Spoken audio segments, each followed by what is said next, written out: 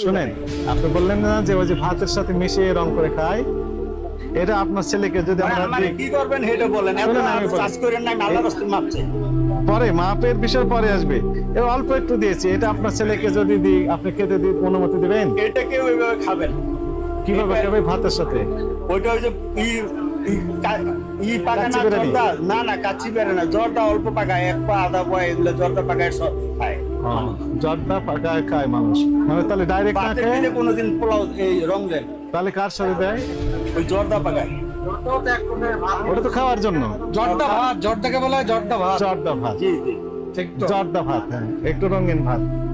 তাহলে একবার আপনারা বলছেন টেক্সটাইল কালার, আবার বলছেন জর্দা ভাতের সাথে মিশিয়ে খাওয়ানো হয়, ডাইরেক্ট খাওয়া যাবে আর না। আপনারই আমি প্রোগ্রাম বহুত দিন দেখছি, দেখি আপনার আমি মহব্বত করি, ভালোবাসি। আচ্ছা, এক লাইনে আপনি বলেন তো। আপনি যেটা করেন আমি আজকে সব মহব্বত স্বীকার করবেন করি। না। না, স্বীকার না।